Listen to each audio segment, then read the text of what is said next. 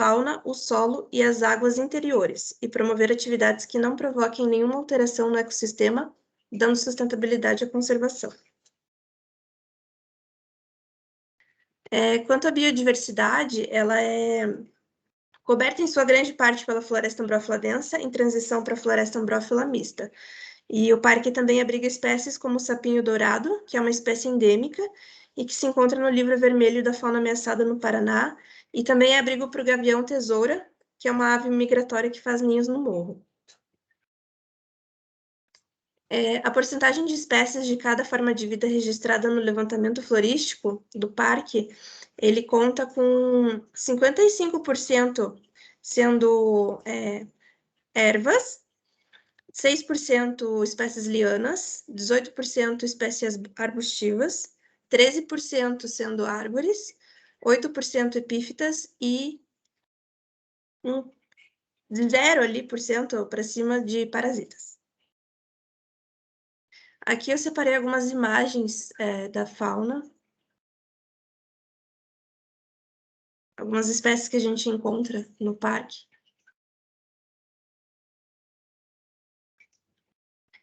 No plano de manejo, eles falam sobre espécies mamíferas e as que mais se sobressaem são os morcegos. Qual é a sua importância? Ela tem grande importância natural, pelo abrigo de espécies endêmicas. É um patrimônio cultural, material e imaterial. Então, o parque está quase todo sobreposto a uma área de tombamento da Serra do Mar. E esse tombamento ele se deve por ser a maior área com Mata Atlântica contínua no Brasil. Outro bem registrado e tombado pelo IFAM é o Caminho do Itupava, onde existem inúmeros pontos de interesse, né, arqueológicos e históricos associados. Importância turística, a gente tem várias trilhas ali no parque, né? A gente tem o Morro do Anhangaba, o Caminho do Itupava, o Morro Pundiló, por exemplo.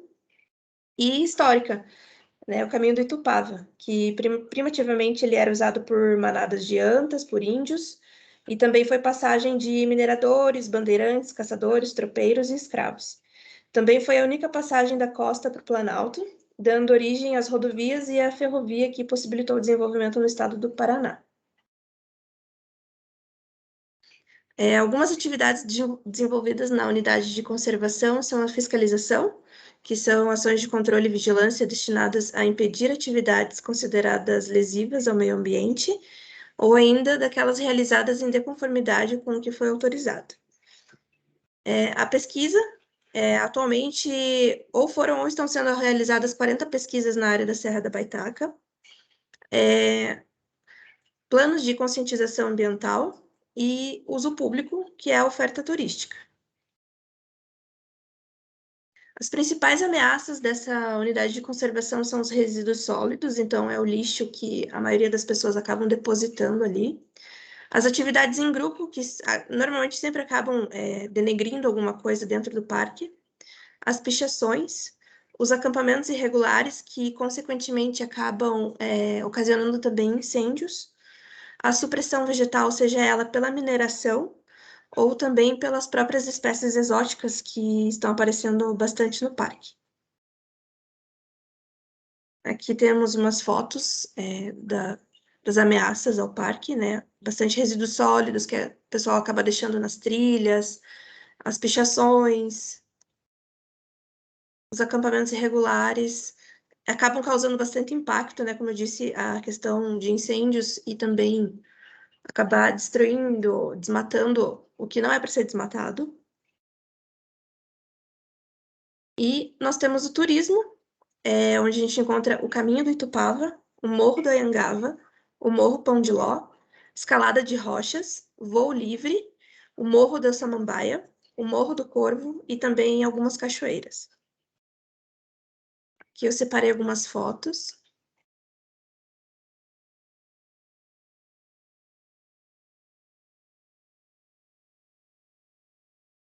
Aqui são fotos de minha autoria.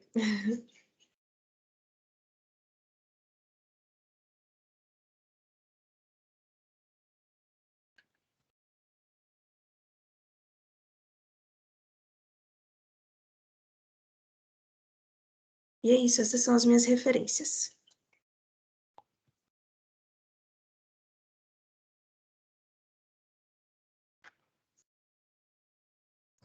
Muito bem. É isso. Tá joia. Eu acabei esquecendo de começar a gravar ali, então eu perdi 3 slides teus, tá? Ah, Mas a partir do 4º slide já está na gravação lá. Alguns detalhes aí, né? Só para você tomar cuidado, aqueles nomes que você colocou ali, não esqueça de colocar em itálico, aqueles nomes científicos, tá? tá perfeito, professor. Porque isso é uma coisa que tem gente que acha assim, né? Eu acho assim, não, esqueceu de colocar itálico, né? Mas tem gente que acha assim o fim, né? Quando o pessoal técnico não coloca nome itálico. Então, tome cuidado com isso. Dependendo da banca que você vai pegar, ou dependendo para quem você vai apresentar, né? Isso às vezes eles consideram uma ofensa, assim, né? Tá? Outra coisa, pessoal, que é bacana a gente conversar, e é aquilo que eu sempre falo para vocês, não necessariamente vocês precisam concordar comigo, né? Mas é bom vocês terem subsídio para sustentar as argumentações que vocês trazem, que vocês usam. Então, quando você colocou ali a questão do meio ambiente, sempre quando tem meio ambiente, eu pergunto para o pessoal, tá, qual que é o conceito de meio? O local onde vivemos, da biologia, né? E qual que é o conceito de ambiente? É o local onde vivemos. Então, na minha opinião, o meio ambiente acaba sendo, né, quase que um pleonasmo vicioso, é meio subir para cima e descer para baixo. Então, eu evito, tecnicamente, o termo meio ambiente. Eu coloco ou meio ou ambiente. Né? Claro que, quando você está se referindo à Secretaria Municipal do Meio Ambiente, é o nome, não tem jeito, né? Mas num texto, eu procuro só colocar, no ambiente existe isso daqui, tá? Então, é uma coisa para vocês pensarem. E caso vocês sejam questionados lá na frente, né, vocês podem optar por utilizar só um deles, ou falar assim, não, meio ambiente já é um termo que está consagrado, todas as pessoas entendem o que significa, e por isso eu uso dessa forma. Mas é bacana vocês terem essa base aí para responder. Bom, a, a, a Marina até já avançou um pouquinho em outras coisas, né, que a gente vai tratar nas aulas seguintes, e vocês vão ter oportunidade de pegar essa mesma unidade de conservação e detalhar alguns outros aspectos. Então, por exemplo, quando a gente for falar em oportunidades de recreação, a Marina vai pegar esse pedacinho que ela falou ali, do que tem de recreação ali, o que tem de trilha, o que tem de escalada, né? Quais são as alternativas que o parque tem, e apresentar de novo e detalhar um pouco mais isso. A mesma coisa com as ameaças. Então, quando você fala ali, existem ameaças relacionadas à mineração, aí a Marina vai poder detalhar um pouco mais. Tá, essa mineração aonde que está? Como que é? Que atividade que é? Né? O incêndio, quais são as causas desse incêndio? Onde que ocorre incêndio? Quando que ocorreu o incêndio? Qual que foi a área atingida pelo incêndio? A questão de acampamento, né? Ou a questão de fogueiras dentro da unidade de conservação. Quem que faz isso? Qual que é o perfil do visitante? Então, a gente pode aprofundar um pouco mais isso daí nos temas que a gente vai abordar mais para frente. Mas a ideia é essa mesma que a Marina fez, de dar um geralzão sobre a unidade de conservação, né? E é bacana pelo jeito que a Marina tem uma relação há um bom tempo aí com a Serra da Baitaca, né, Marina? Eu vou direto para lá. Vou direto. Já fiz várias trilhas. Então. Isso é bacana, né? Que daí, uma coisa legal de você apresentar uma unidade de conservação que você conhece, que você apresenta com mais propriedade. Né? A vantagem de você apresentar uma que você não conhece, o que é? Você passa a conhecer. Tá? Mas essas que você já conhece, você acaba apresentando com mais propriedade, porque você já tem um histórico, você tem uma relação com a unidade de conservação, tá? E você acaba até se aprofundando em alguns temas um pouco mais, porque realmente você gosta. Tá? Então, legal. Tá? Algum comentário, pessoal? Alguém quer fazer mais algum comentário aí?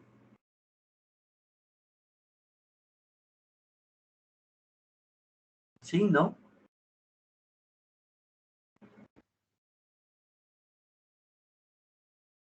Não? Tranquilo?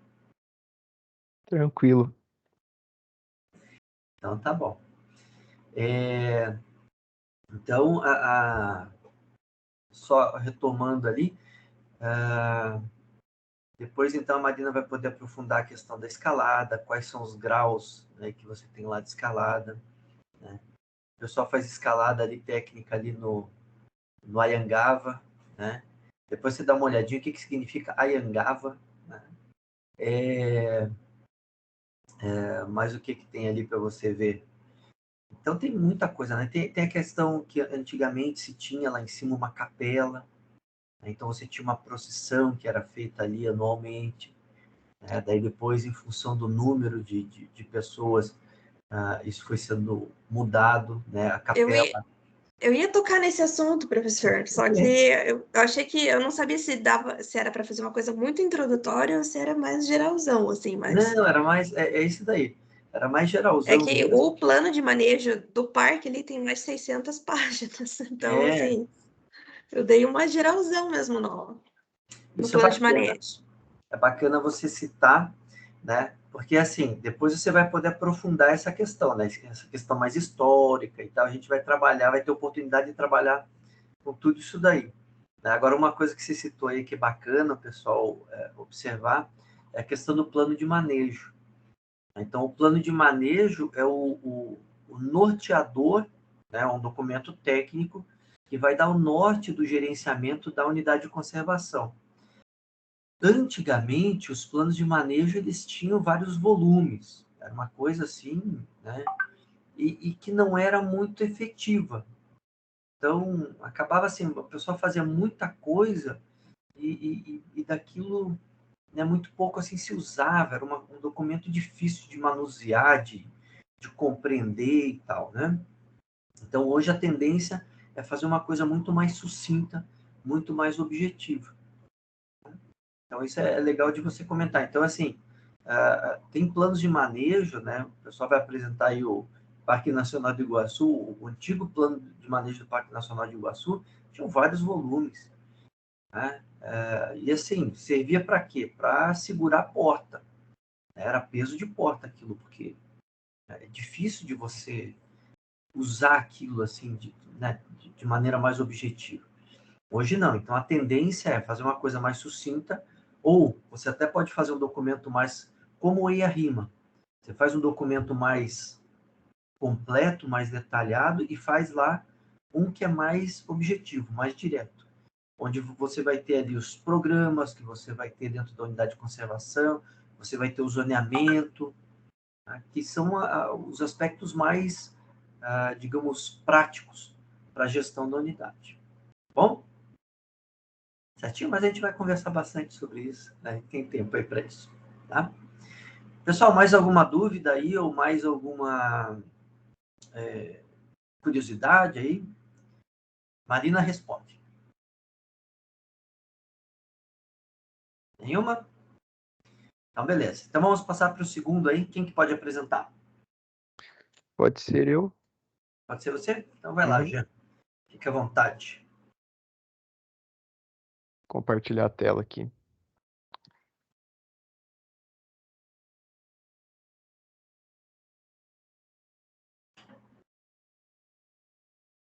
Quando você vai compartilhando aí e falando mais um pouco. Tá aparecendo? Ainda não.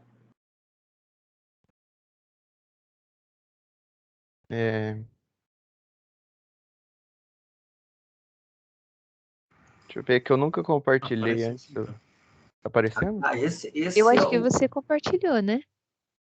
Que o professor Agora tá tá. aparecendo duplicado. Ó, agora tá.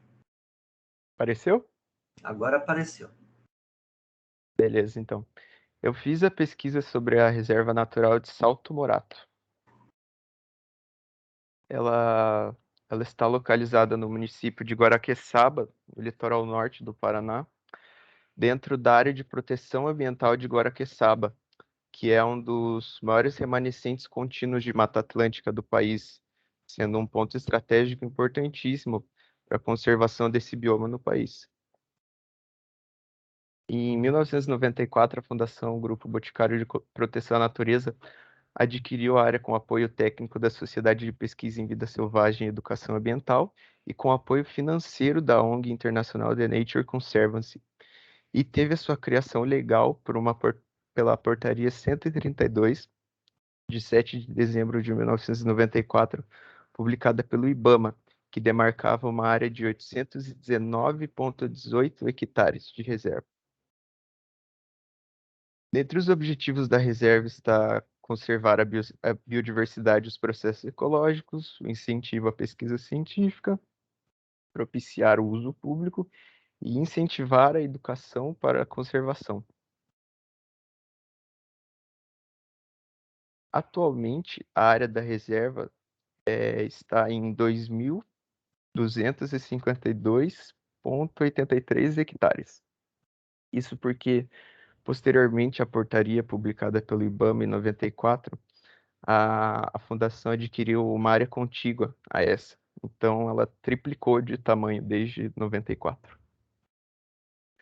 Sua importância se deve porque ela atua na conservação da natureza e da sua diversidade biológica, protegendo áreas remanescentes importantíssimas de floresta ombrófila densa aluvial, de terras baixas, submontana, montana e altomontana. Além disso, ela atua como disseminadora de conhecimento e informação em conservação da natureza e de conhecimento relacionado ao manejo de unidades de conservação, né? Aqui está o plano de manejo da reserva, e aqui está uma tese de doutorado da Andressa, de uma ex-orientada do professor, na qual ela estudou a interação ecológica do palmito jussara com o meio ambiente, né, com a fauna e com a flora. Trabalho esse do qual eu tive o privilégio de participar 2 vezes indo para as coletas em campo. E aqui estão as referências.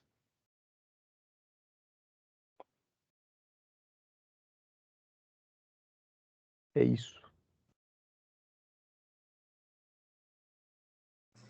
Joia. Bacana assim, pessoal. Eu já estava falando aqui, né, com o microfone desligado, né? Coisas que a gente faz. Então, vamos lá.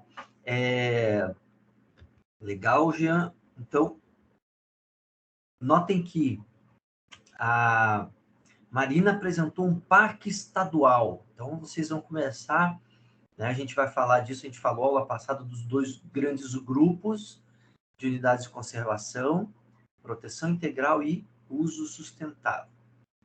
Então, Marina comentou lá do parque estadual, tá? Então, notem que a gente vai ter lá um parque nacional, um parque estadual e o parque, quando é municipal, né, é chamado de Parque Natural Municipal. Tá? Então, mesma coisa que a gente falou lá passada. Parque Nacional vai ser o ICMBio que vai fazer a gestão, Parque Estadual vai ser o IAT e Parque Natural Municipal vai ser a Secretaria Municipal do Meio Ambiente aqui no caso de Curitiba. O Jean já trouxe uma outra categoria de unidade de conservação, que é a RPPN, é uma Reserva Particular do Patrimônio Natural. Tá? A RPPN ela está no grupo, né, diferentemente do Parque Estadual, que está no grupo de proteção integral, quer dizer, o uso é mais restrito. A RPPN está no grupo de uso sustentável. Só que daí o Jean vai falar assim para mim, não, mas lá também é bem restrito. Realmente. Ela, embora esteja no grupo de uso sustentável, o caráter dela é de proteção integral. Aí vocês podem falar, mas por que aconteceu isso? Porque lá em 2000, teve um dos artigos ali que possibilitava o uso da RPPN, ele foi vetado. Tá? Então, ela ficou, embora ela seja de uso sustentável, ela tem um caráter de proteção integral. Tá? Então, acaba sendo permitida nas RPPNs, né, a visitação, a pesquisa, a educação ambiental. Bom, o Jean também trouxe uns elementos interessantes aí, que ele colocou o seguinte, que a RPPN está dentro de uma APA. Uma APA é uma área de proteção ambiental. Não confundam, pessoal. Né? Não chamem diferente. Né? Às vezes o pessoal coloca área de preservação ambiental. Não, não é. É área de proteção ambiental. Inclusive, a APA é uma das categorias que você tem maiores possibilidades de uso. Tá? Então, é se não for a mais, né, eu acho que é a mais, né, se não for a mais, é uma das menos restritivas em termos de limitações. Então, você pode bastante coisa dentro de uma área de proteção ambiental, tá? Comparado, claro, com as outras categorias. Mas notem que ele falou o seguinte, que a RPPN está dentro de uma APA. Então, o que acontece? Você tem ali nessa região toda de Guaraqueçaba um mosaico de unidades de conservação. Você tem o pessoal da SPVS, né, que a Sara depois vai falar da Guaricica, tem o pessoal do Boticário, que o Jean comentou, do Salto Morato, tem o pessoal do ICMBio, tem o pessoal do IAT. Então, tem várias unidades de conservação ali, formando um mosaico. Isso é bacana por quê? Porque facilita as ações de conservação. O pessoal está próximo, né? Eles podem se articular mais facilmente e facilita também a cobrança, né, de determinadas ações por parte do governo. Né? Além disso, anotei aqui, né, o Jean teve a oportunidade depois ele vai, né, nas outras aulas e nas outras apresentações, ele vai contar um pouquinho mais sobre a pesquisa lá da Andressa e tal, né, vai contar um pouquinho das aventuras tem lá algumas trilhas que a gente faz para fazer o monitoramento ambiental. Então, tem lá a trilha do Sofridinho, que é mais tranquila, tem a trilha do Sofridão, né, que é mais complicada. Tá? Então, quando você chega lá no topo lá, né, quem chega lá é porque realmente a condição física tá boa. Bom? E uma história que eu tenho para contar para vocês quando que começou essa questão, né, e isso talvez não esteja por aí, mas quando que começou essa questão do Salto Morato? Então, lá em 93, mais ou menos, o que aconteceu? O pessoal do Boticário foi até a antiga Escola de Florestas procurar o pessoal que trabalhava ali, principalmente com conservação da natureza. E na época conversaram com um professor que tinha ali, que era o Milano, que dava essa matéria, né, que era manejo de áreas silvestres, e perguntaram para o Milano o seguinte, a gente gostaria de investir um pouco do que a gente ganha na natureza. Então, essa era a visão do Boticário já na década de 90. E a ideia deles era o seguinte, pegar uma parte do que eles tinham de lucro ali, dos produtos vendidos, e plantar árvore. Aí o Milano, na época, fez uma continha rápida ali com o pessoal e viu o seguinte, olha, o valor é muito alto, então, quer dizer, vocês vão ter dificuldade para plantar essa quantidade de árvore, aonde vocês vão plantar, como que vocês vão fazer. E o Milano sugeriu, né, para o Boticário, na época, a criação de uma unidade de conservação, onde eles poderiam incentivar a pesquisa, a educação ambiental, a questão de visitação e aumentar essa relação das pessoas com o ambiente. O Boticário comprou a ideia, né, e eles começaram a ver ali analisar áreas dentro, né, e selecionaram ali a Mata Atlântica como um hotspot, né, que é um outro termo que vocês vão ver bastante aí, que é um ponto, né, principalmente as publicações mais antigas se referiam muito aos hotspots, né, então os pontos onde você tem maior biodiversidade. Um dos hotspots é a Mata Atlântica, o outro aqui é o Cerrado, né, então não é à toa que a segunda unidade de conservação do Boticário é lá na Serra do Tombador, numa região do Cerrado. Então, na época, eles selecionaram as áreas e acharam ali esse local ali onde você tem a Cachoeira do Morato, e adquiriram aquela área, né, onde na época você tinha criação de búfalo. E daí começaram todo o processo de infraestrutura, de construção e de restauração daquele local. Então, hoje você ainda observa ali que tem braquiária, né? Mas você vê que a restauração está praticamente completa. Bom? Mais alguma curiosidade aí, pessoal? Ou tranquilo? Tranquilo? Sem perguntas? Então tá bom. Vamos tocar o barco. Se tiverem perguntas, curiosidades, pessoal, mesma coisa, né? Fica aberto aí para vocês, para a gente conversar, tá? Então vamos lá. Quem que é o próximo aí? Pode ser eu. Pode? Então vai lá, Ricardo. Fica à vontade aí. Tá certo.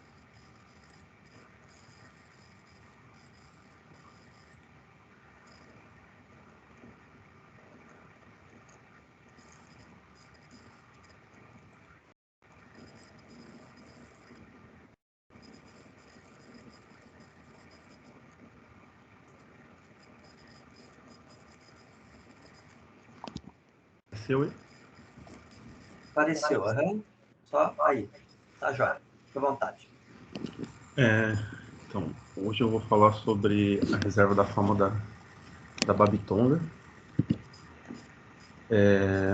Essa reserva fica no litoral norte de Santa Catarina, mais precisamente na foz do rio Palmital, entre as cidades de Itapuá, Joinville e a ilha de São Francisco do Sul. É a primeira reserva de fauna do Brasil a ser criada e foi criada em 2007. A sua área total é de 130 km² e as margens da Baía da Babitonga é colonizada, né, por vegetação nativa de manguezais.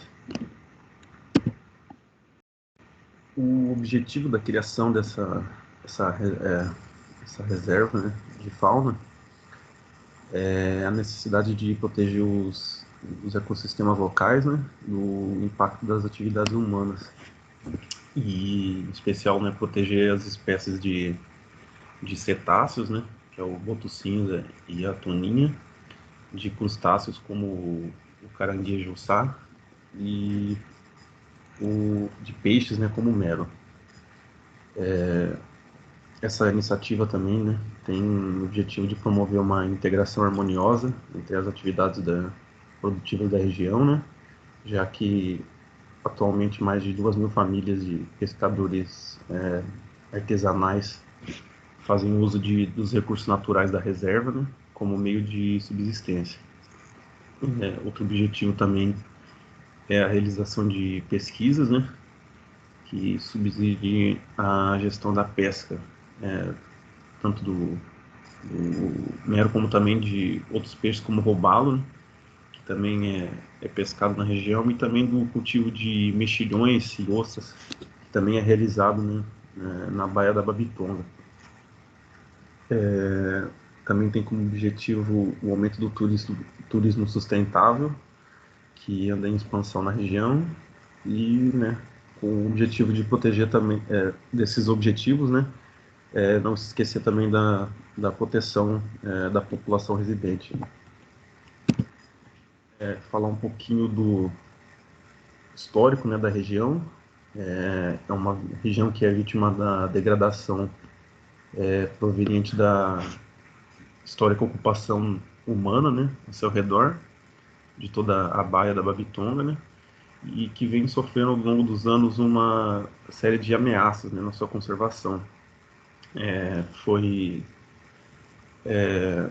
pesquisado, né, e observado 3 fatores, né, que ameaçam o ecossistema local lá.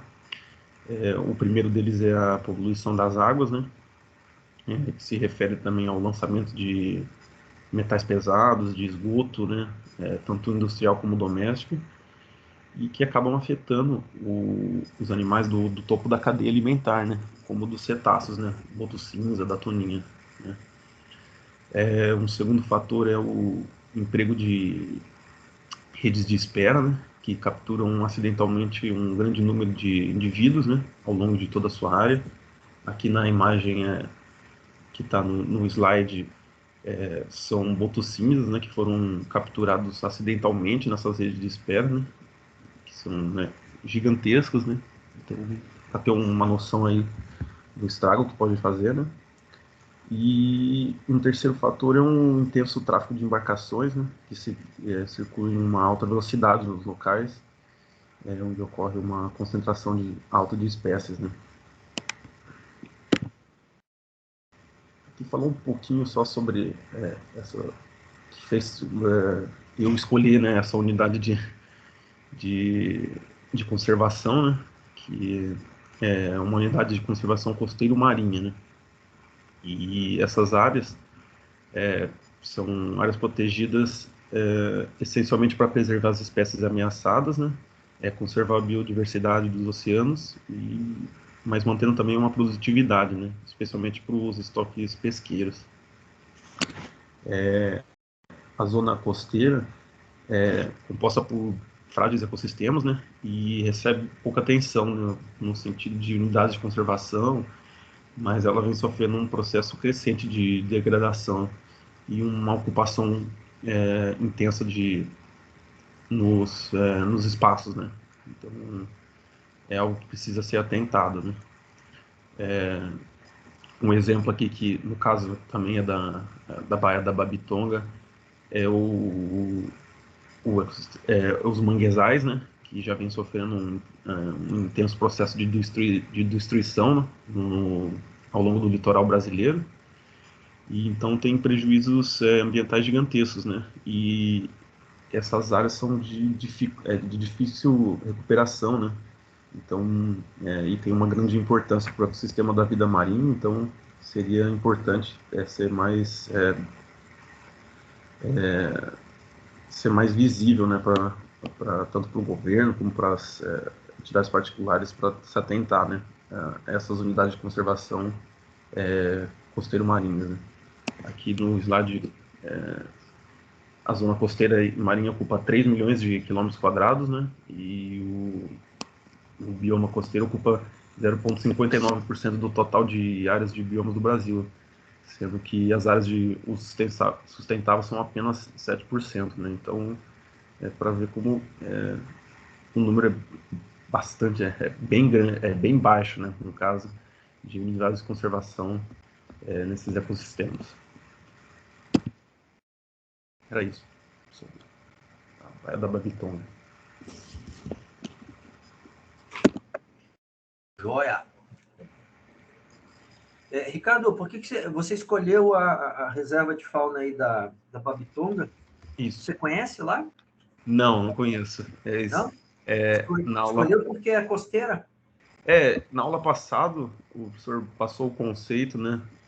Tinha passado alguns conceitos de área de conservação e áreas de proteção e tudo, e era algo que eu nunca tinha me atentado mesmo, sobre áreas no mar, de unidades de conservação. Quando a gente pensa em unidades de conservação, a gente pensa literalmente na terra, né? Unidades não tinha parado para pensar nessa parte do mar. Então, eu fui atrás de tentar achar uma e achei essa aí, que eu acredito que seja a única. Não sei se tem mais, para falar a verdade, mas o pouco que eu pesquisei parece ser a única, não sei, posso estar errado, mas... Eu acho que é a única, né? Inclusive, eu vou até manter a minha apresentação, Porque até 2012, inclusive, não aparecia naquele Serviço Florestal Brasileiro, no manualzinho deles, não aparecia reserva de fauna. Tá? E é um dos motivos, né? Não só a reserva de fauna, que tem pouca, tem outras ali, categorias que tem poucas no Brasil. Então, é o que eu falo para o pessoal todo ano, né? Que a Lei 9985 ela foi uma evolução. Ela organizou muita coisa, mas agora a gente precisa aprimorar ela. Né? E, no meu entendimento, a gente precisa reduzir o número de categorias de unidade de conservação, para que as pessoas entendam bem o objetivo dela. Então, assim, aí a pergunta que eu sempre faço para o pessoal é assim, será que a gente precisa ter reserva de fauna? Ou será que a gente pode encaixar a reserva de fauna em outra categoria e colocar lá no plano de manejo, nos objetivos, a questão de proteção de mangue, proteção do boto, né? Tá? Então, assim, a gente pode criar uma categoria mais ampla e, nos objetivos, dentro do plano de manejo, colocar o detalhamento dessa unidade de conservação. Tá? Então, uma coisa para vocês também pensarem a respeito, né? E que a gente vai tratar mais na frente. Tá?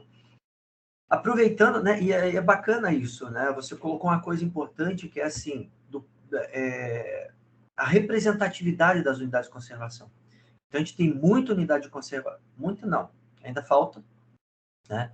Unidade de conservação terrestre, se vocês forem ver, separar por bioma, algumas têm áreas maiores, outras menores, né? Em termos de porcentagem, de representatividade, algumas precisam ser aprimoradas, mas unidades de conservação costeira e unidades de conservação marinha, a gente tem ainda pouca representatividade. E notem que é uma oportunidade de trabalho para vocês. Né? Então, assim, hoje, né, eu gosto de comentar porque eu conheço lá o gestor lá da Floresta Nacional de Irati, ele é físico. Né? Ele se formou em física.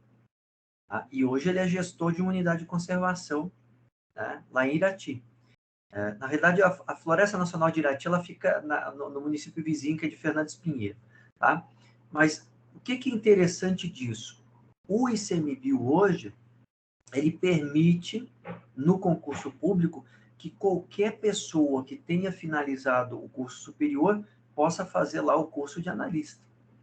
Fez o curso de analista, você pode ser um gestor de uma unidade de conservação.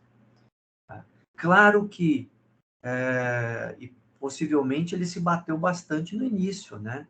Até aprender um pouco sobre unidade de conservação. Hoje ele já está há anos lá, então ele já tem um entendimento de como que funciona. Mas é uma área que o engenheiro florestal pode atuar com tranquilidade. Né? Agora, quando você pega uma unidade de conservação que é costeira, aí na parte costeira vocês, opa, mas eu vi a parte de mangue lá em ecologia, né? A parte de quais são as principais espécies, tal. Muito bem. E quando mexe ali um pouco mais com a questão do mar, né? Ou dos rios, né? Então, exige um pouco mais do nosso conhecimento, do nosso aprofundamento. Mas é uma oportunidade também de trabalho para a engenharia florestal. Tá? Então, só voltando um pouquinho, esqueci de comentar uma coisa com vocês, que o Jean falou que o Salto Morato fica em Guaraqueçaba. Alguém sabe o que significa Guaraqueçaba? Curiosidades? Eu sei que Guará é o nome de um pássaro. Isso. Eu só não tenho certeza do queçaba, porque eu sei que Guaratuba é mais ou menos a mesma coisa também. Exatamente. Né? Significa muito do pássaro. Né? Então, o guará é uma ave avermelhada que tem, e que, inclusive, essa ave ela sumiu durante um tempo ali de Guaraqueçaba. Ela sumiu durante um tempo e voltou agora. Né? Faz aí uns 5 anos, mais ou menos, que voltou, e voltaram grandes revoadas ali de guará. Né? Mas é uma ave avermelhada que tem ali na região. Né? E porque ela se alimenta de um determinado marisco ali, de uma determinada que deixa essa coloração, tá? Por outro lado, a gente tem aqui também Guarapuava, tá? E daí muda um pouquinho, pessoal. Também significa muito, mas significa guará, né? E se referindo ao lobo-guará. Então, notem que você tem aí uma ave no litoral, né? O guará, e você tem mais no, digamos, centro-sul do estado, você tem Guarapuava, que já é referente ao lobo-guará, tá? O Ricardo comentou ali da questão da água, né? Então, reforçando a questão de poluição da água, né? Esse bem aí que a gente precisa trabalhar muito. Tá? E o mangue, ele serve como um filtro para tudo isso. De forma paralela, a gente tem uma pressão muito grande sobre as áreas de mangue para construção. Né? Então, especulação imobiliária nessas áreas que são, claro, né? Todo mundo quer o quê? Uma casa na beira de um rio para sair com barco, pescar, aquela coisa toda. Tá? Então, a gente tem que, determinadas áreas, é aquilo que eu falei para vocês. O que são as unidades de conservação? São as áreas que sobraram, né, e que a gente tem que proteger. Né? Então, são pequenos remanescentes aí. Então, o mangue é um remanescente estratégico importante para a gente manter a qualidade da água. De forma paralela, claro, trabalhar para monitorar esses lançamentos que a gente encontra aí nos rios e nos mares. Bom? Tranquilo até aí, pessoal? Muito bem. Então, vamos fazer o seguinte, ó, 9h17, vamos fazer o nosso intervalinho, 15 minutinhos, 9h30 a gente volta, aí falta a apresentação da Pamela e da Sara, tá bom? Então, Ok. pessoal, A minha também, professor. Certo. opa, tu também? Então tá bom. Ah, é verdade, João, você não apresentou, né? É porque você falou agora do Guará, eu já pulei você aqui. Então, o João, a Pamela, né, e a Sara. Tá bom, pessoal? Então, bom cafezinho aí, até daqui 15 minutinhos.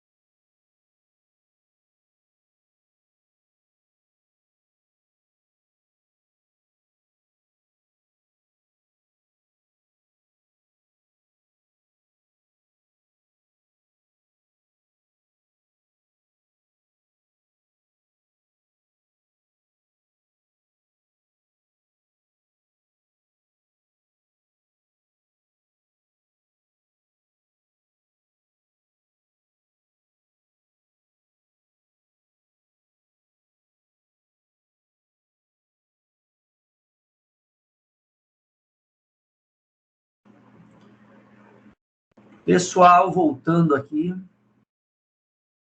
Todos aí? Chamadinha. Sim.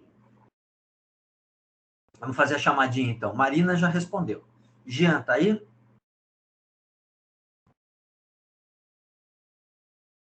Jean. Voltou do cafezinho. Depois a gente volta pro Jean. João. Tô aqui. Pamela. Tô aqui. Ricardo.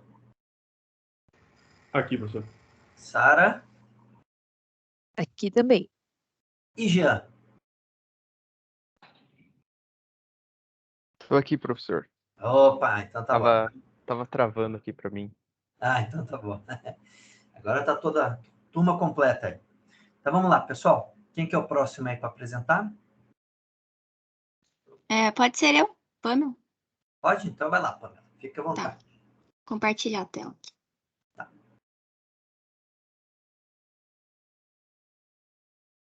Estão vendo? Ainda não. Tá carregando.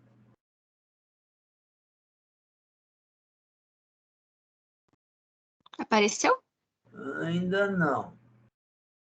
Apareceu para alguém aí? Não, para mim ainda não. Como que você está compartilhando aí, Pamela? Eu tô nos slides já. Ué. Mas abriu a bandeja ali de compartilhamento, tudo? Sim. Peraí, deixa eu ver aqui.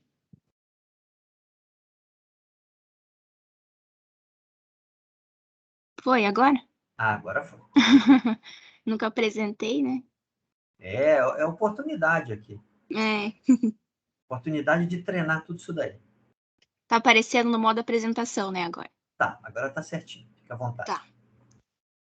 Bom dia, meu nome é Pamela e eu vou falar um pouquinho sobre o Parque Nacional do Iguaçu.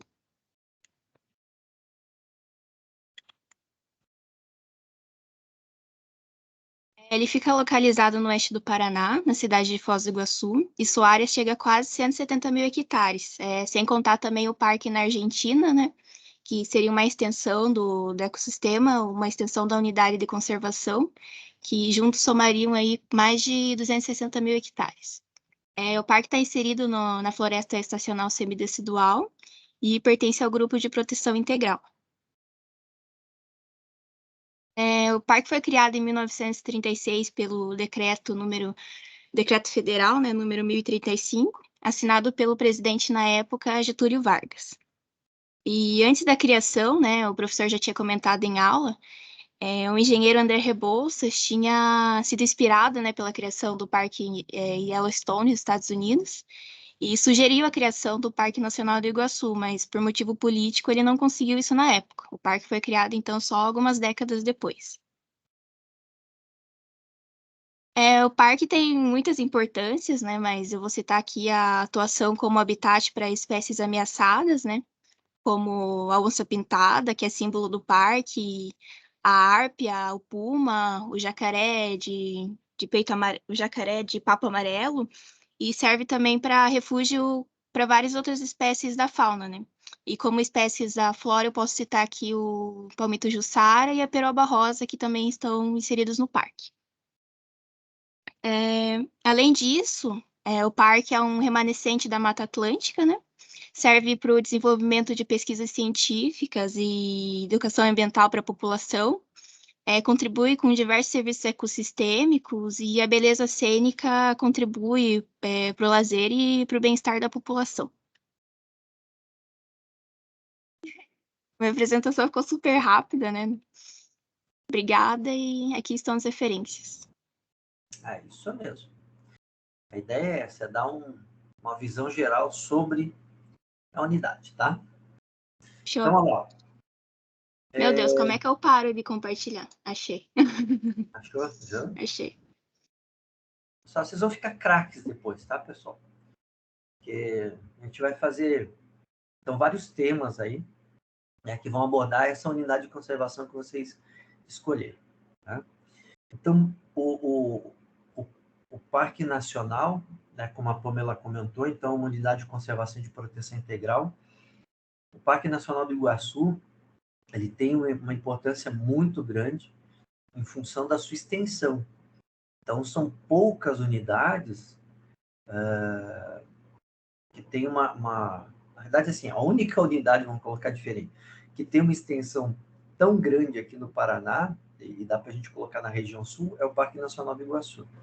Então, se você pega lá a ocupação histórica do estado do Paraná, vocês vão vendo que os remanescentes florestais foram sendo reduzidos e que 2 grandes áreas sobraram nisso tudo, que são remanescentes da Serra do Mar e o Parque Nacional do Iguaçu. Então, por isso a importância dele. De um lado, né, do lado leste, aí a gente tem uma floresta ombrófila densa, uma floresta atlântica, e no lado oeste você tem essa floresta estacional semidecidual. Daí se destacam aí a peroba, né, o próprio palmito e assim vai. Tá? Digamos assim, tem uma visitação muito interessante, então a Pamela vai ter um trabalhinho aí, quando a gente for falar de visitação, de perfil de visitantes, né? Pesquisas. Então você tem uma estrutura muito interessante ali do Parque Nacional do Iguaçu.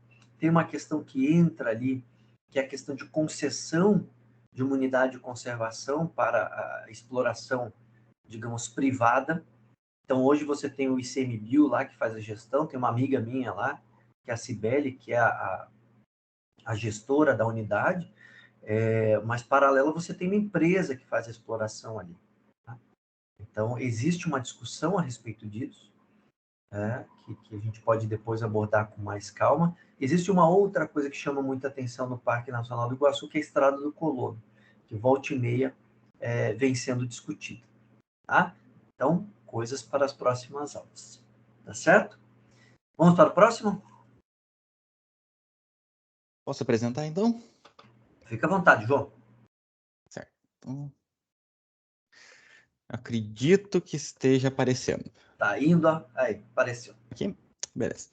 Então, eu vou falar um pouco sobre o Parque Estadual do Huetelá. Eu fiz uma apresentação bem rapidinha, mais ou menos enxuta. Ele fica localizado no município de Tibagi, aproximadamente 210 quilômetros de Curitiba. E as águas que passam por dentro do parque são pertencentes da bacia hidrográfica do Tibagi. Hoje ele é administrado pelo IAT, mas na época que ele foi criado era pelo antigo Instituto Ambiental do Paraná, como era conhecido. Algumas informações gerais. Ele foi criado no dia 24 de setembro de 1996, através do Decreto 2239. Essa informação ela é um pouco confusa, porque tem um outro decreto de 1992, que, se eu não estou enganado, ele cria a área de proteção ambiental na qual o parque está localizado.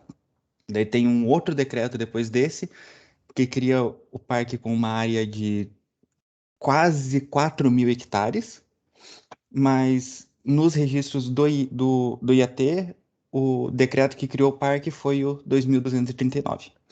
Atualmente possui uma área de 798 hectares e, de acordo com a Lei 9.985, ele faz parte do grupo de unidades de proteção integral. Então, o uso dele só pode ser indireto. O objetivo do parque, de acordo com o decreto de criação, é assegurar a preservação de ecossistemas típicos, locais de excepcional beleza cênica, como cânions e cachoeiras, além do significativo patrimônio espeleológico, arqueológico e pré-histórico, em especial pinturas rupestres. Então, quando você vai procurar um pouco sobre o parque, eu até acabei esquecendo de colocar algumas imagens, mas você consegue ver nas cavernas as pinturas rupestres. Não é nada que nem tem, se eu não me engano, no Louvre, que é todo aquele monte de coisa bem elaborada, são apenas alguns pontos e formas feitas com tinta nas paredes. É importante mencionar as espécies que ocorrem no local e que foram especialmente notadas pelo plano de manejo, como o lobo-guará, jaguatirica, os tamanduás bandeira e mirim, além de diversas espécies de morcego. O que a gente consegue encontrar dentro do parque? Ele contém um dos poucos pontos de vegetação do tipo cerrado que tem no estado, diversos rios, cachoeiras, trilhas e grutas. O mirante com vista para o Canyon Guartelá, que eu acho que é o que quase todo mundo conhece. Tem área de camping, diversos tipos de vegetação, como floresta estacional semidecidual. E aqui vale notar que no plano de manejo estava escrito floresta estacional semidecidual, com exemplares de floresta umbrófila mista. Eu não entendi direito o que era isso, mas por cima consegui ver que tem algumas espécies pontuais que ocorrem misturadas com a floresta estacional. Estepe e savana.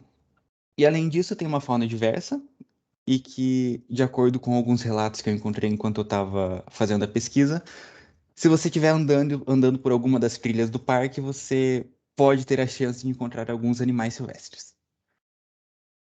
É isso, uma apresentação bem rapidinha. Joia.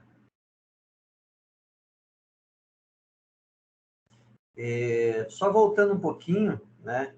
Pamela, por que você escolheu o Parque Nacional do Iguaçu? Você conhece lá? Se identifica? Gosta?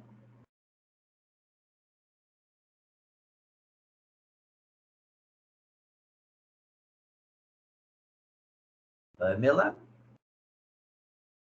Parece que ela não tá na chamada, prof. Ué. Bom, daqui a pouco eu faço a pergunta de novo para ela. Então vamos lá. E João, por que você escolheu o Parque Estadual do Guartelá? Então, professor, eu tentei. O primeiro parque que eu fui foi no Parque Nacional de Guaricana, que ele fica um pouco mais perto. Eu moro na região da Borda do Campo, é bem perto da Serra do Mar. Então eu queria pegar uma coisa mais próxima. Só que daí não tinha plano de manejo. Daí eu fui pro Saint Hilaire, que também é aqui perto, que é uma floresta nacional, também não tem plano de manejo. Daí eu acabei pegando o parque do Guartelá, porque por mais que eu não conheça, ele é um dos parques do estado que eu tenho mais curiosidade para ir visitar.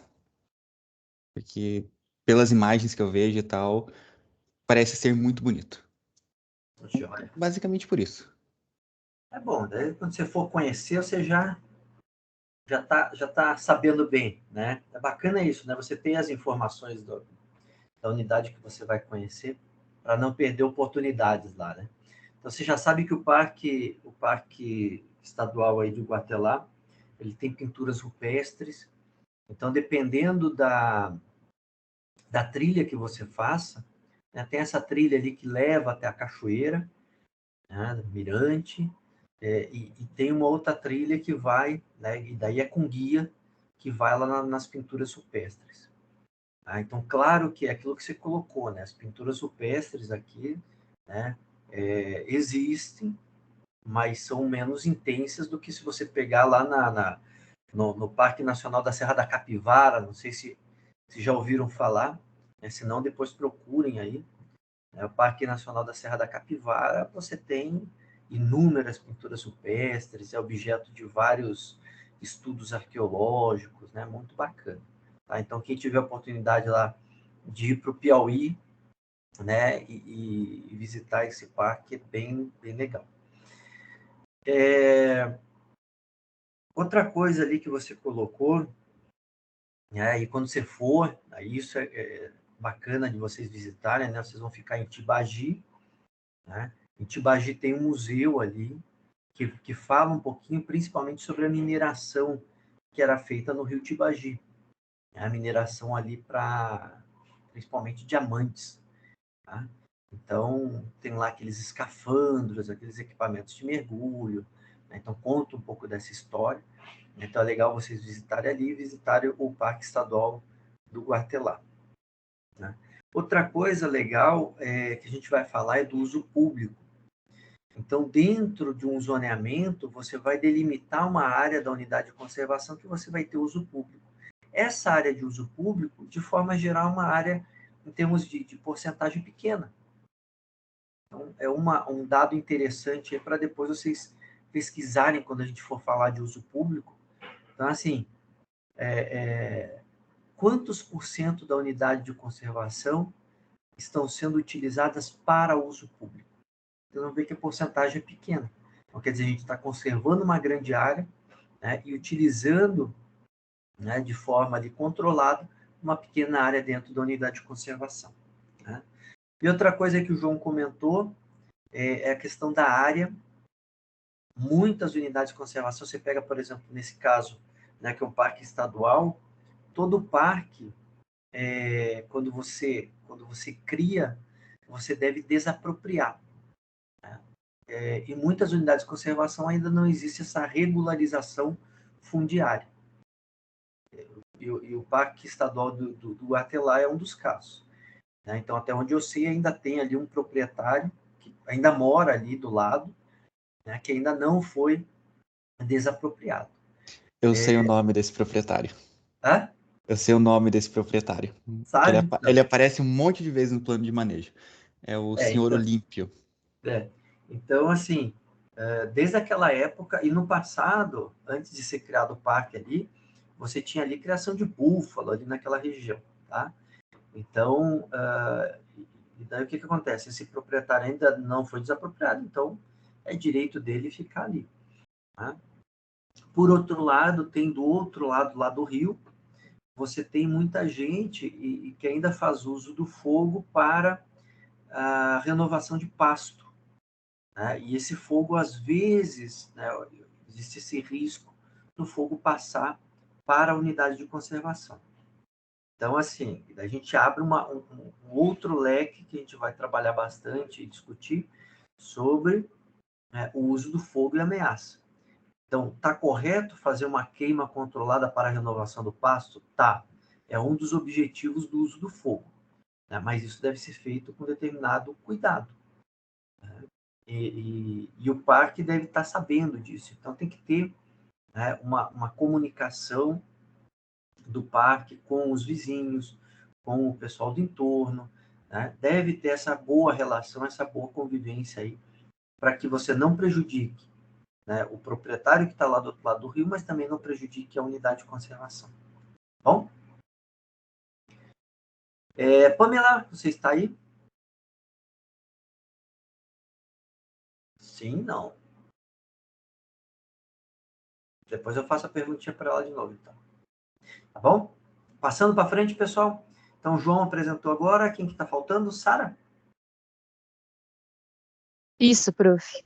Então, fique à vontade. Dá para me ouvir bem? Dá. Uhum. A minha internet está travando também, prof. Ela às vezes dá uns cortezinhos aí na tua voz, mas tá tranquilo. Dá para entender bem. Ó, já Tá. Às vezes passa. compartilhou, já está Compartilhou? Ah, que carregando. bom.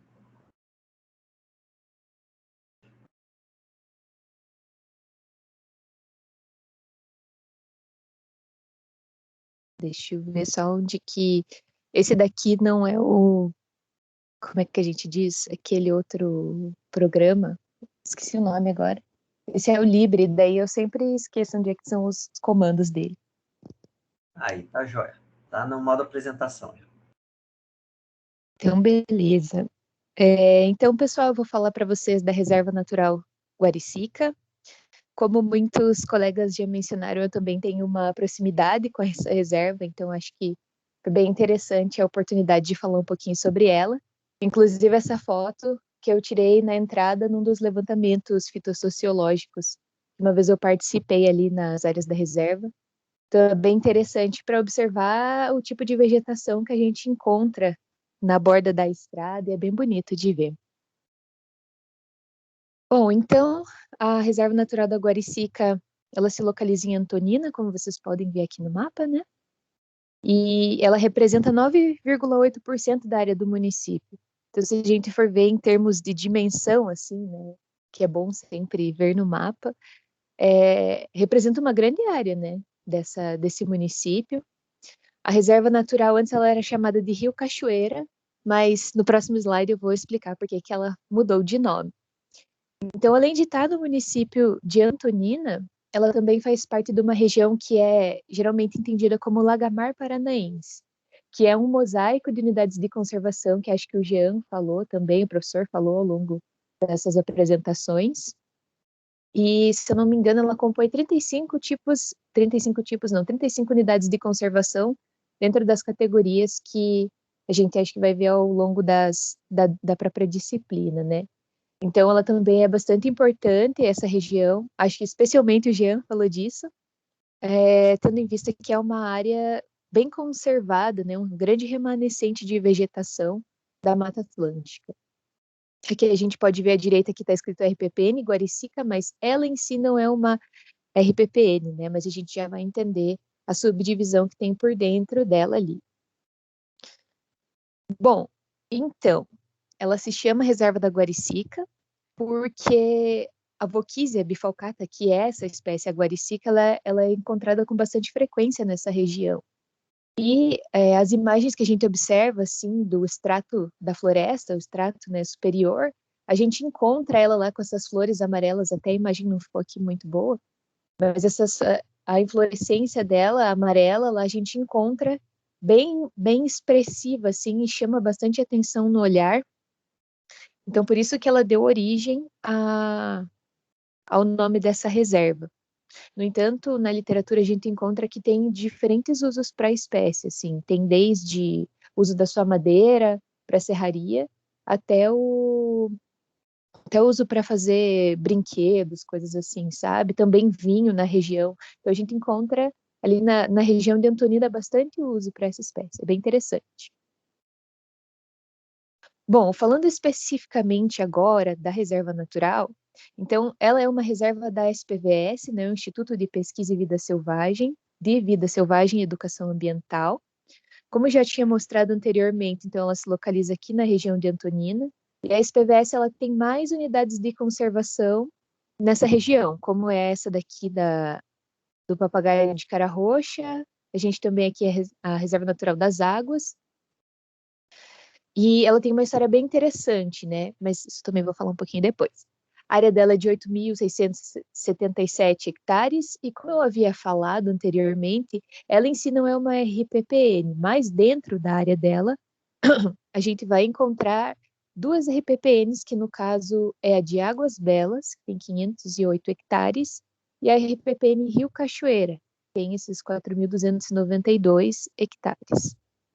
É bastante interessante observar que sobra um tanto de área, e essa área, então, ela tem diferentes usos, e como o professor até mencionou, tem uma questão fundiária por trás das unidades de conservação que às vezes não está bem resolvida, né? Então, às vezes é o caso dessa unidade de conservação que eles ainda estão, se eu não me engano, na justiça em relação a algumas áreas, o uso por, por para outros fins de outras pessoas que ainda não foram desapropriadas de fato.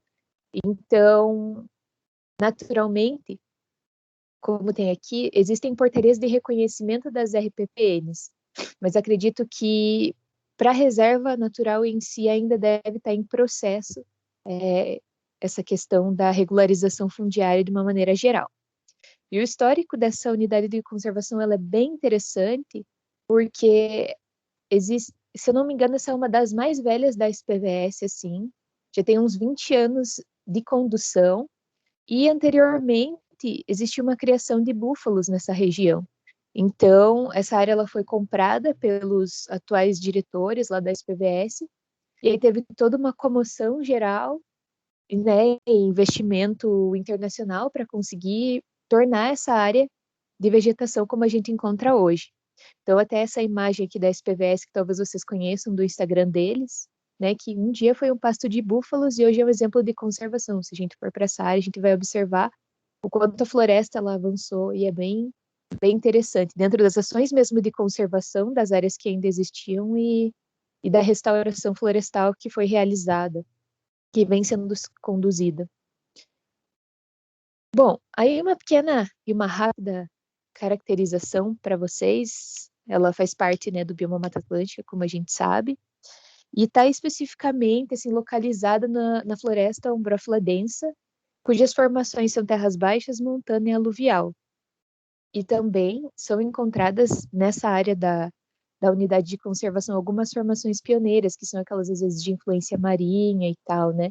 Mas boa parte delas a gente vai encontrar sob essa forma de floresta umbrófila densa, bem aquela floresta característica assim da praia, né? Quando a gente vai para a praia e entra às vezes num remanescente, é bem aquela cara assim, um dossel não, aqui o subbosque, bem dessa forma, mas especificamente essa área da imagem aqui é uma área de restauração que vem sendo conduzida há bastante tempo. Inclusive, a gente encontra muitos indivíduos de xaxim, e xaxim alto, assim, muito legal de ver. E, bom, com relação à própria importância da unidade de conservação, né? Acho que o primeiro ponto é ela fazer parte desse mosaico de unidades de conservação, que a gente sabe a importância dos corredores, né, de vegetação, até mesmo para a fauna. E da força que o professor falou também, do viés social, de cobrança, de solicitação. Então, é bastante importante. Ela também faz parte da Grande Reserva da Mata Atlântica, então, sendo um remanescente dessa área, a gente vai encontrar muitos animais, né? Muitos animais que às vezes a gente não encontraria em outras regiões do estado, ou até mesmo regiões mais alteradas ali próximo do município. E também esse exemplo de conservação de fauna e flora e restauração da vegetação. Então, acho que é bem interessante, assim, do viés especialmente dessa unidade de conservação da SPVS, que a restauração ela é muito forte. E essa restauração, ela também permitiu que, né, como eu falei, diversos animais voltassem a aparecer ali, mas é claro que também a gente tem as ameaças, que no caso eu não vou mencioná-las, mas são diversas, né? A própria criação dos búfalos ainda, das pressões externas, as espécies exóticas, tanto animais quanto da flora, mas especialmente as invasoras, né? Então eles também têm esse problema. Mas são coisas posteriores que a gente vai falar. E até um exemplo, né, da importância é o papagaio de cara roxa, que além de ter uma unidade de conservação para ela mesma, com certeza que essa também atua muito na conservação dessa espécie, entre outras. Aí da flora eu vou mencionar a Alcotia catarinensis, que é a canela, esqueci o segundo nome dela, que é uma espécie rara, né? Então essa também é encontrada. O plano de manejo nos informa que ela é encontrada nessa região. Então também tem esse viés de importância das espécies raras e ameaçadas que tem na região. É bastante interessante isso. Deixa eu ver se é no próximo slide. Ah, essa também. Atualmente, essa unidade de conservação ela foi aberta para visitação, né, para uso público.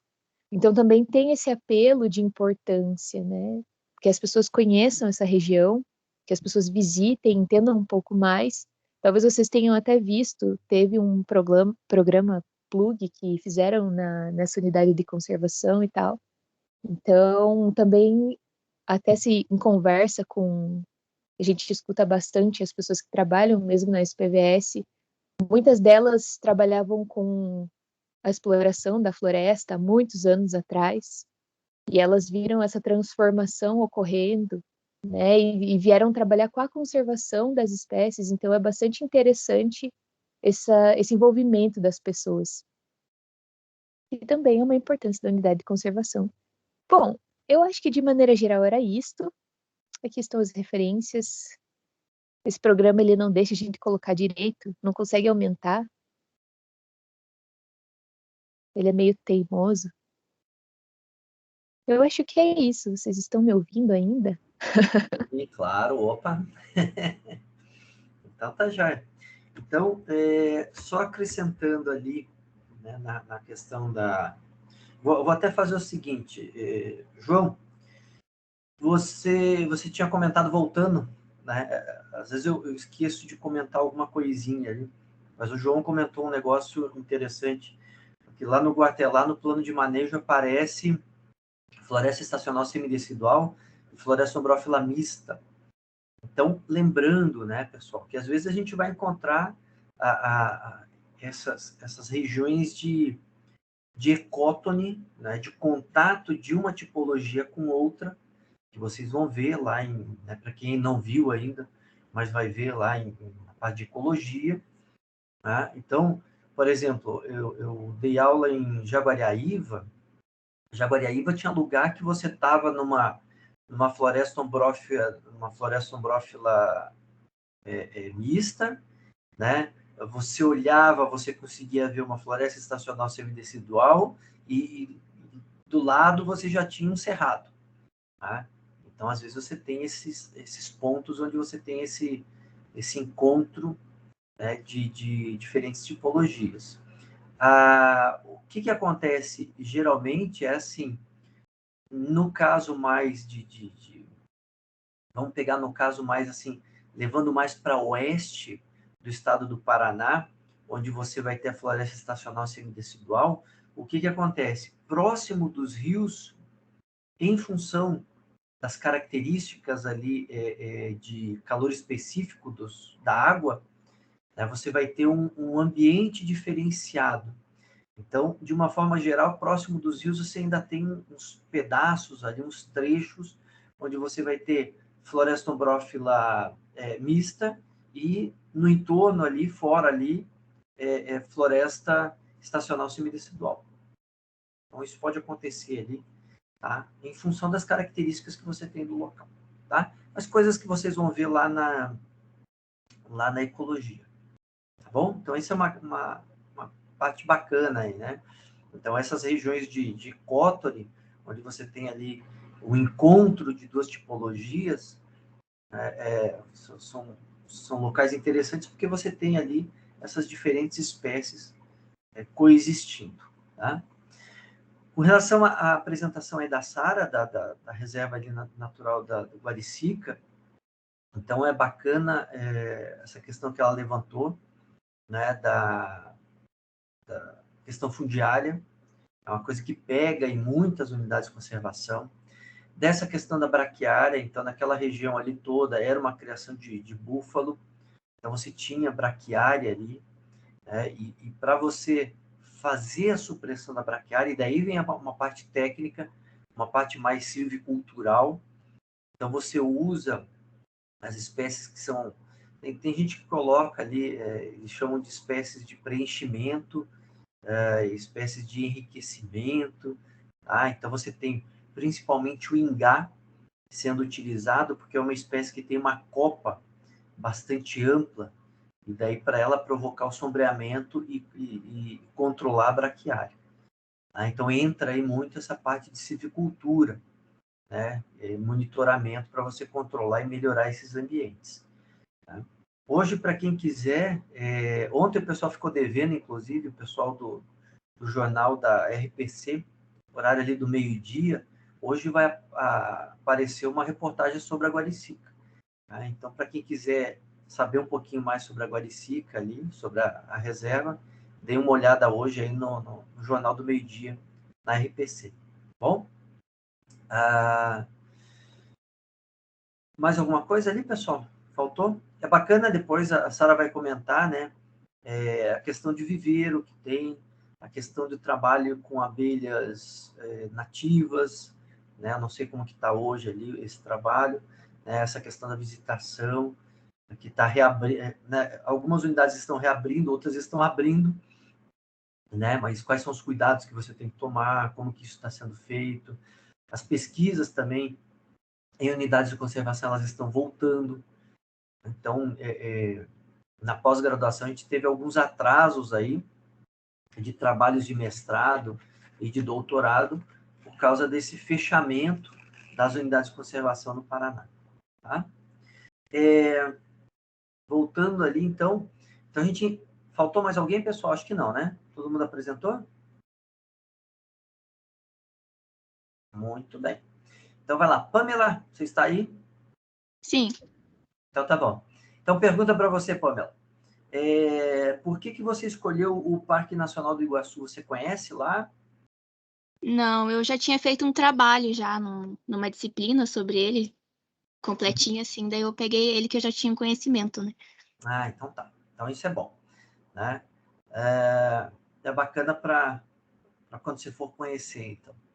Né? Na disciplina, pessoal, a gente, quando ela é presencial, a gente geralmente faz, né, uma saída de campo aí, né, para mostrar uma unidade de conservação, às vezes quando dá tempo, um pouco mais.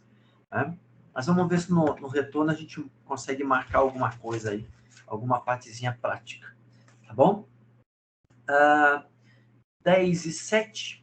Vamos retomar a apresentação aqui.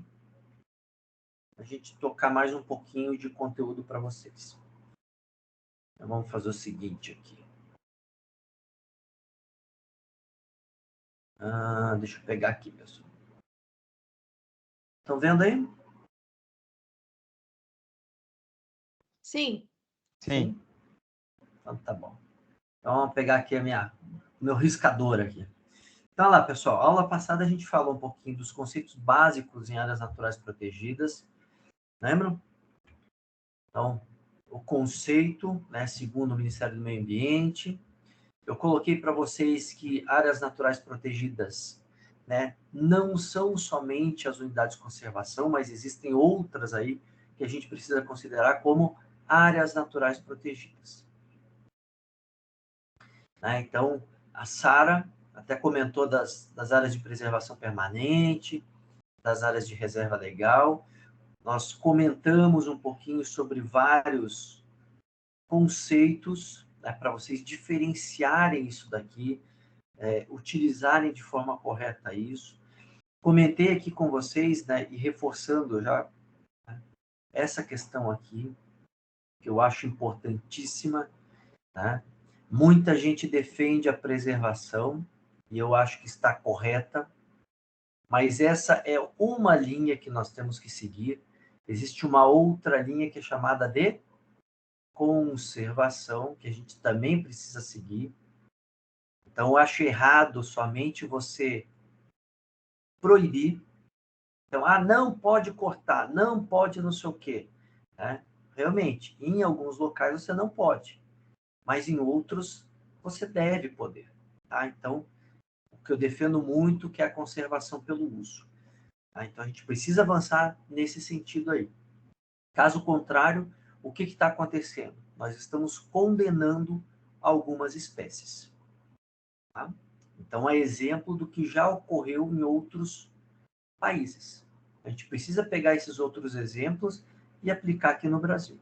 Tá? Então, infelizmente, hoje ainda, nós temos uma visão muito proibitiva, muito limitada do uso da floresta. Então, na minha opinião, é assim. Você plantou milho, o que você faz com o milho depois que você planta? Depois de tantos meses, você vai lá e colhe o milho. A árvore tem que ser igual, pessoal. Tá? Então, a gente não pode ficar punindo, de certa forma, aquela pessoa que está trabalhando com árvore. Tá? Então, a gente tem que ter uma... Né? Claro, tem que punir aquele cara que faz errado. Agora, o restante tem que deixar o cara plantar e o cara colher. Tá? Mas a gente pode falar mais sobre isso depois. Depois a gente falou de outras áreas naturais protegidas, entrou aí a questão de área de interesse especial, que está lá no plano diretor das cidades, as áreas naturais tombadas, as terras indígenas. Né? Mostrei para vocês que existe muita terra indígena no Brasil e que elas, em termos de porcentagem, são extremamente representativas. Em função disso, tem uma importância muito grande na questão da conservação da natureza. Tá? A gente falou um pouquinho da conservação, da cultura, dos povos, né? E a gente veio para específico daí para a Lei 9985, de 18 de julho de 2000. Então, já completou aí seus mais de 20 anos, né? E acho que já está no momento dessa lei ser revista. E eu parei, né, falando para vocês que dentro dessa Lei 9985, vocês fizeram alguns exercícios ali na UFPR Virtual a respeito disso. No artigo 7º tem lá definindo os dois grandes grupos de unidades de conservação, unidade de proteção integral e unidade de uso sustentável. Né? Aquela de proteção integral ela estava vinculada com o uso indireto, tá? E aquelas de uso sustentável estavam vinculadas com o uso direto dos recursos. Então, quer dizer que em determinadas unidades de conservação, você pode ir lá e chegar, né, e fazer o uso comercial ou não daquele recurso natural. Vamos pegar a árvore, que é mais o nosso meio. Então, em determinadas unidades de conservação, você não vai poder cortar uma árvore, por exemplo. Em determinadas unidades de conservação, você vai poder cortar uma árvore. tá? E comercializar aqui. Tá? Falei para vocês desse decreto 5758, que precisa ser, né, só precisa tocar para frente, precisa avançar nessa questão ambiental. E daí a gente entra nessa partezinha aqui, né, uma apresentação inicial para vocês dos grupos e das categorias. Então, notem aqui que eu tenho os dois grandes grupos, grupo de proteção integral e grupo de uso sustentável. O que acontece com cada um deles? As categorias que na época você tinha de proteção integral e de uso sustentável. Então, de proteção integral, você tem estação ecológica, 31, né, somando aí praticamente 7 milhões de hectares. Monumento natural, notem que monumento natural você tem pouco. Tá? Então, essas categorias de unidade de conservação, que são em número pequenas, a gente fica repensando aqui a necessidade realmente delas existirem. Né? Se o detalhamento, se elas não podiam ser incluídas em outras categorias de unidade de conservação, e dentro do plano de manejo, você trabalhar um detalhamento ou a particularidade dessa unidade. Além disso, tem unidade de conservação que a gente tem categoria de unidade de conservação, vocês vão ver que o objetivo ou a descrição é muito próxima. É o caso de estação ecológica e reserva biológica. Então, facilmente elas poderiam ser agrupadas em uma só. E aqui você tem a mais representativa, que seria o Parque Nacional. Então, Parque Nacional, com 68 unidades de conservação, com 25 milhões de hectares. De uso sustentável. Então, aqui a gente partindo de uma unidade mais restritiva para uma unidade menos restritiva.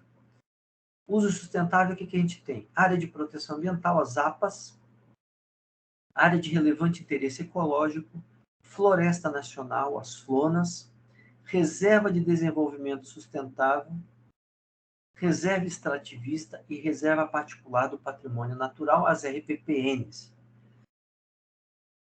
Chama a atenção o quê?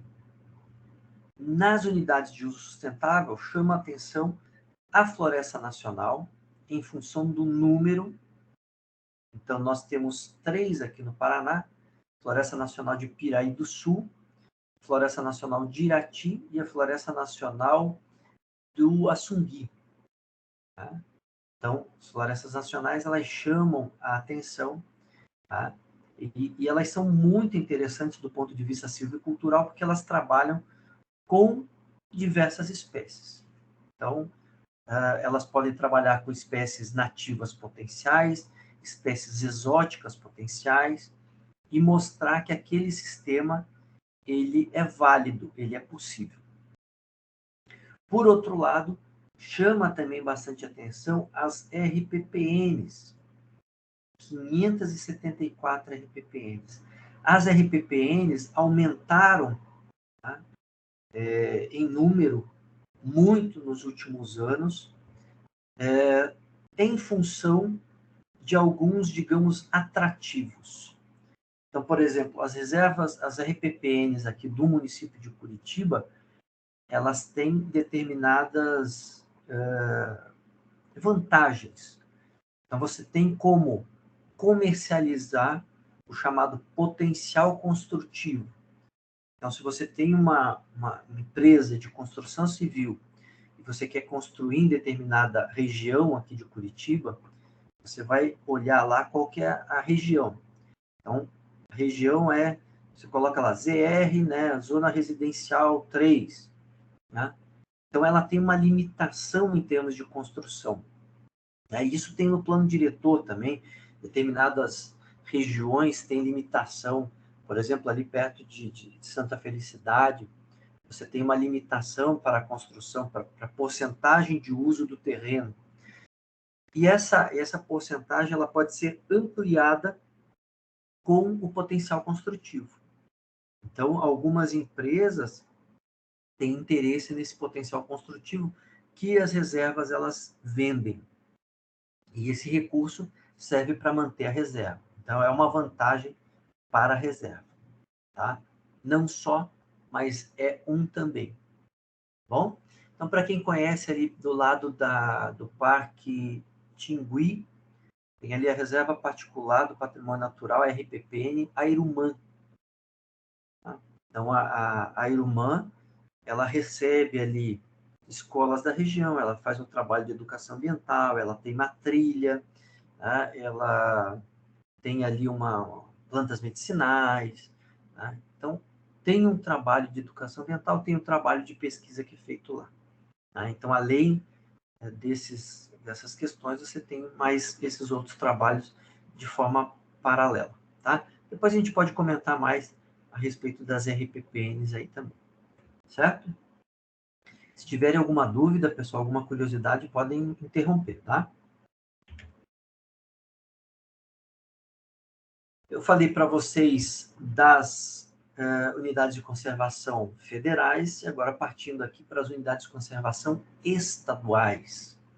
Mesma coisa, você tem lá proteção integral e uso sustentável.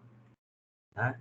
Então, notem que a estação ecológica, monumento natural, opa, quem chama atenção aqui são os parques estaduais. Então, se repete, né, esse mesmo comportamento. Você tem lá 9 milhões de hectares, né, em 177 parques estaduais. Em termos de uso sustentável, do ponto de vista estadual, o que vai chamar a atenção são as áreas de proteção ambiental, as APAs. Né? Não só em número, mas também em área. Por quê? Porque as áreas de proteção ambiental, elas geralmente são áreas extensas. Então, em função disso, você tem aí um destaque para as áreas de proteção ambiental. Aqui só para vocês observarem um mapinha que mostra as unidades de conservação. Então, se vocês olharem ali, ó, as verdinhas são as unidades de proteção integral e as amarelas são as unidades de uso sustentável. Então, notem que quando você observa aqui para a região sul, região central aqui do Brasil, as unidades de conservação, elas são, digamos assim, de uma forma geral, são áreas pequenas. Tá? Claro que algumas, né, têm destaque aí, né? Tá? Mas elas, de uma forma geral, são pequenas e, às vezes, formando o que a gente comentou na aula de hoje, mosaicos. Tá? Desenhos ali, onde você tem uma força maior do ponto de vista de conservação, de ações de conservação. Já na região norte do Brasil, você tem unidades de conservação muito maiores. Tá? E você tenta criar aqui, lembrando que o arco do desmatamento está mais ou menos aqui. Ó. O que se tenta criar aqui? Né? Você tenta criar um bloqueio para esse arco do desmatamento, com unidades de conservação. Então, você está tentando proteger aqui esse ambiente. Tá? Então, é importante vocês notarem a distribuição das unidades de conservação, as áreas das unidades de conservação. Tá? Isso, claro, em função aí dos diversos biomas que nós temos. O que vai acontecer? Eu comentei com vocês que a gente teve o início dos trabalhos aí de unidade de conservação em 1937, com a criação do Parque Nacional do Itatiaia, né? E pegando ali, fazendo uma análise dos biomas, o que a gente tem? A gente vai ter, do ponto de vista de proteção integral, a gente vai ter esse grupo de unidade de conservação, ele vai ser mais comum no Pantanal, 100%, né? Você tem de unidades de proteção integral no Pantanal, e no Cerrado, que nós temos aí 69%, lembrando que o Cerrado, ele termina aqui no estado do Paraná, ali na região de Jaguariaíva, inclusive a gente tem o Parque Estadual do Cerrado, então você tem resquícios ali, você tem manchas do Cerrado aqui no Paraná. E as de uso sustentável, as do grupo de uso sustentável, você tem na Mata Atlântica, 74%, Caatinga, 72%, e regiões costeira e marinha, 74%. Na região amazônica, existe, então, um equilíbrio aproximado entre unidades de proteção integral e unidades de uso sustentável. Então, 49% e 51%. Certo até aqui, pessoal? E daí a gente começa a entrar nos objetivos de unidade de conservação. Tá? Então, vou começar aqui, vou falar um pouquinho para vocês, só para vocês pensarem a respeito disso. A gente vai retomar esses objetivos das unidades de conservação na próxima aula. Então, lá. Primeiro objetivo da unidade de conservação, e que certamente seria o primeiro a ser citado por vocês, se eu perguntasse, qual que é o objetivo de uma unidade de conservação? Então, manter a diversidade natural. Manter a diversidade natural pela conservação de amostras significativas. E daí a gente começa um questionamento aqui, e eu recomendo para vocês um livro chamado Biologia da Conservação, do Primac Rodrigues, que ele vai abordar vários desses pontos. Então, amostra significativa. O que é uma amostra significativa? Quanto eu preciso proteger de uma determinada unidade de conservação para que aquela amostra realmente seja significativa? Para que eu garanta a sobrevivência de uma determinada espécie? Então, aqui começa uma determinada dúvida. Por quê? Porque nós não temos ainda pesquisa, nós não temos respostas ainda para os diferentes ambientes, para os diferentes animais. Então, qual que é o tamanho de uma unidade de conservação para que eu garanta uma diversidade em termos genéticos, da fauna e da flora? Nós sabemos que, principalmente, os felinos precisam de áreas maiores de deslocamento. Mas qual que é essa área? Qual que seria uma área ideal? Das diversas formações ecológicas, objetivando, então, manter os processos evolutivos naturais. Então, hoje a gente tem aí trabalhos com a questão de genética para mostrar quem que é parente de quem, do ponto de vista de flora. Então, tem lá quem que é parente de quem, aonde que eu tenho que coletar sementes, por exemplo, para que eu consiga aumentar aquela diversidade. Então, é algo que a gente precisa avançar. Então, as unidades de conservação, elas servem também para a gente preencher essas lacunas em termos de conhecimento, em termos de pesquisa. Conservar os recursos genéticos. Então, quando você... vamos pegar o exemplo da araucária. A araucária, eu comentei com vocês já que ela foi explorada intensamente no passado. E com isso você teve uma perda de genes importantes ali, né, que conferiam à araucária características silviculturais interessantes. A gente ainda consegue resgatar isso? Talvez. Né? Mas precisa um trabalho de base, um trabalho que você conheça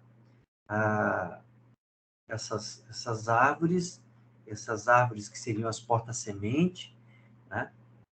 Para que você recupere pelo menos parte dessa base genética. Então, conservar os recursos genéticos pela conservação da variabilidade da flora e da fauna, né, a taxas de extinção natural. Então, quer dizer, a extinção existe naturalmente, como a erosão existe naturalmente. Existe a erosão, né, geológica que é natural. Existe uma extinção natural de espécies, por elas não se adaptarem a uma nova condição de mudança, por exemplo, no clima. Então, existe uma extinção que é natural. Tá? Mas a gente tem que manter esses recursos genéticos, essa variabilidade da flora e da fauna. Tá? E pela preservação das espécies em risco de extinção com finalidades científicas e ecológicas. E aqui vem uma questão interessante que a gente vai falar na próxima aula. Né? O que acontece? Qual que é a consequência que a gente traz quando a gente coloca uma espécie numa lista vermelha, por exemplo, de extinção? Tá? Ou coloca uma espécie como estando vulnerável ou ameaçada. Tá? Qual que é a aplicação prática disso que a gente tem hoje? Certo? Pessoal, já está na hora, né? Não vou passar para o próximo, senão a gente acaba passando do tempo aí. Tá bom? Queria saber, nesses 2 minutinhos finais, se tem alguma dúvida a respeito do que eu passei rapidinho para vocês, ou se tem alguma curiosidade a respeito das apresentações. Alguma coisa? Sim, não? Acho que por enquanto não. Não? Por Então, enquanto, tá tudo bom. tranquilo. Então, tá jóia. Então, pessoal, vamos fazer assim.